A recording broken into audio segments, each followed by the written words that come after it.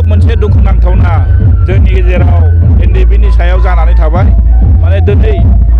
सुक्ति जानाया 4 बोसोर जाबाय 4 बोसोरनि गेजेरावबो दिनैसिमबो माखासे केस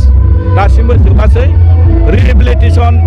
माखासे मोननांगौआ मोनासै माखासे थालांबाय आरो माखासे जायफोर पुलिस भेरिफिकेसन पिरियडआवनो दंबाय थायो नंखायनो दिनै बेफोरो जोंनि गेजेराव जानो नाङामोन दा सरकारनि सायाव डिपेन्ड खालायगोन सरकारा बेसेबां बाजेट हमदों बेसेबां माने इयारलि जुदि इलेक्सन हमदों बे सरकारनि सायाव कमप्लिट डिपेन्ड खालायो नंखायनो आं खावलायगोन जायफोर दिनै गभर्नमेन्ट सालायबाय थादों बिथांमोना बेखौ जाहाथे बे समस्याखौ समाधान खालामनांगौ जोङो दिनै बर'नि गेजेराव बेफोरबायदि जेंनानि जाना थाबाय थायोब्ला जायफोर दिनै सुक्ति खालायनाय जायफोर एनडिएफबि सेंग्राफ्रा दिनै गोजोनै थानो हायाखै मोनफ्रोमबो केसाव दिनै बिथांमोना जोबाखै दिनै बिटिसि सरकारनि एसेम्ब्लिनि थ्रुयै आं सोंदोंमोन जे बिथांमोना माखासे केसा जोबनो थांबाय आरो माखासे जोबलांगोन होनना बुंदोंमोन दिनैनि गेजेराव जों नुनो मोनदों एनडिएफबिनि सेंग्राफोरनि सायाव कर्टनिफ्राय बिराद नटिस फैबाय थादों दा नटिस फैनायनि थाखाय बिथांमोना दिनै कर्टआव गावखौनो माने हियारिं हरबाय थादों हियारिंखै गावखौ माने कर्टआव हाजिर जाबाय थानो गोनां जादों बे जोंनि थाखाय मोनसे दुखुनांथावना जाथाय अब्ला जोङो बे सुक्तिया मोनफा दफा मोननै रुपायन जादों होननानै जों बुंनांगोन ओंखायनो आं खावलायदों जायफोर दिनै पावाराव दं बिथांमोना बेखौ इनिसियेटिभ लानानै जायफोर एनडिएफबि बे एनडिएफबिनि जायफोर माने केसा दिनै कर्टनिफ्राय नटिस फैबाय थादों जाहाथे बेखौ स्टप खालायनाया मोजां आरो बेखौ मोनफा नायबिजिरनानै दिनै बेखौ माने साफ्रोमबो केसनिफ्राय मुक्ति होनांगौ आरो जाय दिनै फाउन्डार रन्जय नार्जारि बिथाङा दिनै जेलाव दङ बिथांजों लोगोसे गोबां दिनै माखासे एनडिएफबिनि सेंग्राफ्रा दिनै जेलाव दङ बिथांमोनखौबो खुला भाबै हगारना होनांगौ आरो बिथांमोनखौ जाहाथे फ्रि खालायना होनांगौ मानोना मोनसे सुक्ति जाखांनायनि गेजेराव जुदि माखासेया जेलाव थायोब्ला बे सुक्तिया बारा मिनिंफुल जाया नंखायनो दिनै जों बिराद कनफिउस अबस्थायाव दङ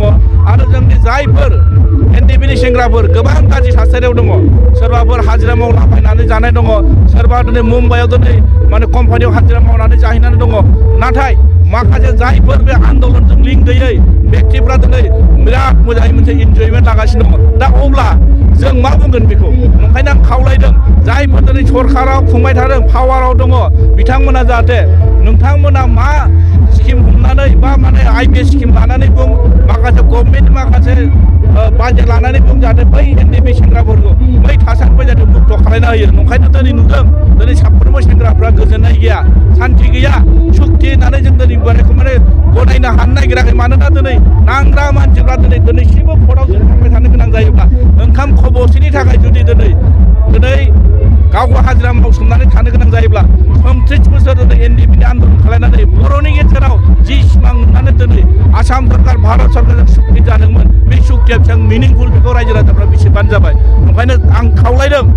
जायफोर दिनै बिटिसिआव खुंथाय बेबस्थायाव दङ बिथांमोना थाबनो जाहाथे बेफोर माने समस्याखौ थाब समाधान खालामनायनि राहा लामा लायो नङाब्ला उननि समफ्राव जोंनि बे बिटिसि ओनसोलाव गोबां लाइमोनफ्रा जाहाथे बेफोर बिराद गाज्रि थासारियाव थानांगोन ओंखायनो आं खावलायदों बैफोरखौ नोजोर होनाया मोजां आरो ओंखायनो आं खावलायदों दिनै नोंथांमोननि ससियेल मिडियानि गेजेरजों बिथांमोना दिनै जोंनि बिपिएफ राजनिति दलखौ दिनै पावाराव गैयैखौ बिथांमोना 17 बोसोर बुंनानै गावनि मेन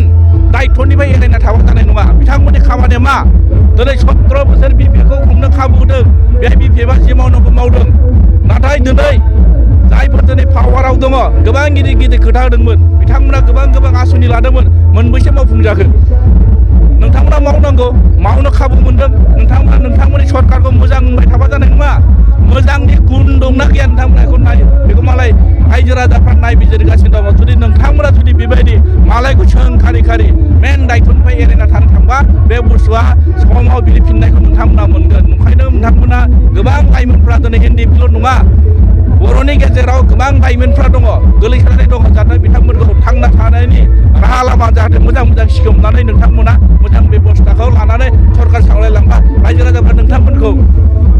नोंथांमोननि सायाव नायबिजिरगोन ना खिन्थु नोंथांमोना जि नुदों नोंथांमोननि रुला नोंथांमोननि खामानि मावनाया जोङो दिनै बिपिएफखौ बुङै नोंथांमोना गावनि मेन खामानिनिफ्राय आनजायना थानायखौ जों नुदों ओंखायनो सम सफैबा रायजो राजाफ्रा फिननायखौ होनो थाखाय रेडि जानानै दिनै मोनफ्रोमबो ओनसोलफ्राव साफ्रोमबो भटारफ्रा बेखौ नेनानै दंबाय थायो आरो